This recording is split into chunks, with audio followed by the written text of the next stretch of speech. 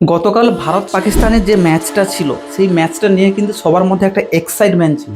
কিন্তু এই ম্যাচ ব্যতীত আর একটা এক্সাইটমেন্ট ছিল আইআইটি বাবা ম্যাচ শুরু হওয়ার 3 দিন আগে একটা ভবিষ্যৎবাণী করেছিল, যখন একটা সাংবাদিক সেই আইআইটি বাবা, যাকে আমরা অভয় সিং হিসেবে আমরা জানি, কিন্তু হঠাৎ কমেন্ট করে বসেন যে এইবারে কোনোভাবেই কিন্তু ভারত জিততে পারবে না, কারণ ভারতের মধ্যে সবার মধ্যে একটা অহংকার বোধ তৈরি হয়েছে, ভগবানের প্রতি তারা আস্থা রাখছে না। अब भगवान बड़े हो गए तुम बड़े हो अब देखा जाएगा।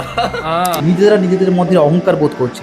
এই জন্য তিনি এই ভারতের যে খেলার, অর্থাৎ এই যে চ্যাম্পিয়ন ট্রফির যে ফলাফলটা, এই ফলাফল কিন্তু চেঞ্জ করে দিয়েছেন। ये बिल्कुल ग्रेटफुल नहीं है भगवान के लिए। तो इस बार हम हरवा देंगे इनको। तब तो मानोगे, जिता के नहीं माने। তিনি এই सঙ্गे আরও বলেন যে রোহিত শর্মা কিংবা হচ্ছে আমাদের বিরাট কোহলি যত চেষ্টা করুক না কেন কোনোভাবে কিন্তু জিততে পারবে না। तो अब उनको विराट कोहली को सबको बोल दो कि अपने जेडीचे का जोर लगा के यार जीत के दिखा दो तुम अब जाओ। কিন্তু গতকাল ম্যাচটা জেতার পর যখন সাংবাদিকরা সেই আইআইটি বাবা, যাকে আমরা অভয় সিং হিসেবে জানি, যখন ধরা হয় সঙ্গে সঙ্গে তিনি পাল্টি খেয়ে যান এবং তার স্টেটমেন্টটা পুরোপুরি উল্টে যায়। अभी है, पहले भी हो गया था ढोंगी। मैं टाइम्स टाउन हम भारत वालों को देख रहा था कि ये लोग मेरी कैसे कैसे क्लिप डालते थे ना पहले, अभी मैं उसको आगे देख रहा हूँ।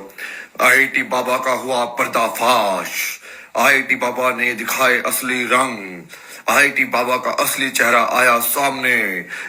भाई कैसे कैसे क्या क्या करते हैं लोग, मतलब सही में यार कैसे कैसे लोग होते हैं। एक तो कल मैंने भारत को हरा दिया ना, वो उसकी वजह से तो वो तो भाई न्यूज बन गया, मतलब एयरपोर्ट के ऊपर ही मेरे को आगे लोग मिल रहे ना, यार आपने भारत को क्यों हरा रहे हो यार आप।